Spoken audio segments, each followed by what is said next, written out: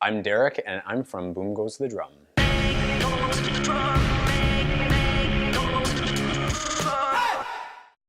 These people were the nicest people I have ever had the pleasure of working with in my whole life. Thanks.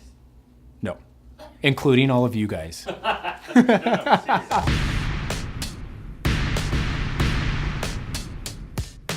We only do a couple of weddings a year because we really view weddings as a collaborative effort between a couple and a production team that can sort of create their vision and create their magical day for them.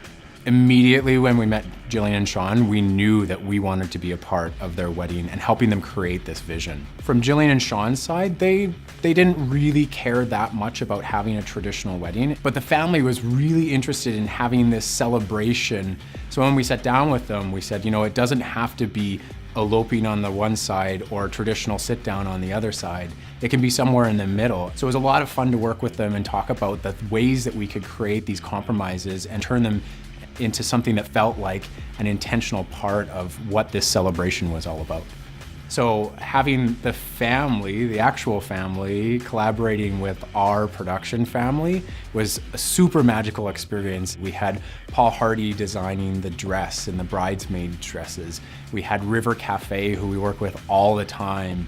We had Designing on the Edge and Lee Romanowski creating these, you know, magical spaces for us. And we had really great results. I mean, especially in the ceremony, because what we did is we took over Uniquities and we cleared out all of the antique furniture that we could, and we created this beautiful backdrop that wasn't a church backdrop, but there was little elements throughout that made you think about a church. But it wasn't necessarily a religious ceremony, so it had this traditional feel to it, but in a really non-traditional space.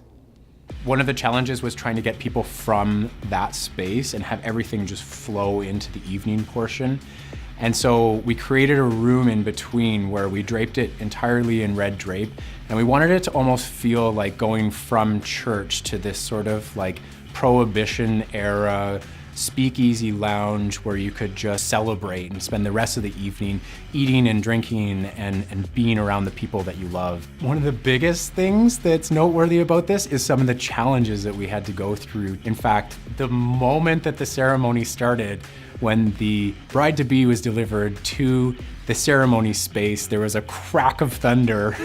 And from that point on, everything that happened outside was kind of chaos. There was tornado warnings and the parking lots were flooding. And in fact, there was a moment where we talked to the caterer and we said, if there is a tornado warning and if things go a little bit crazy here, this is what we're gonna end up doing. And none of the guests knew. The guests partied and had a great time and enjoyed themselves.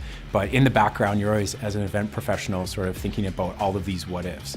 You know, you're looking out the window and you're checking the weather and checking the forecasts.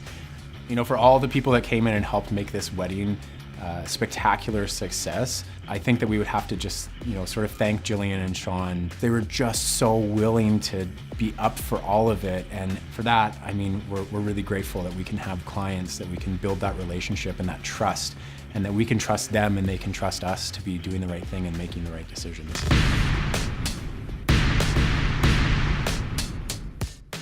Hey, thanks for watching. Click here to subscribe to our channel and click here for more from Boom Goes the Drum.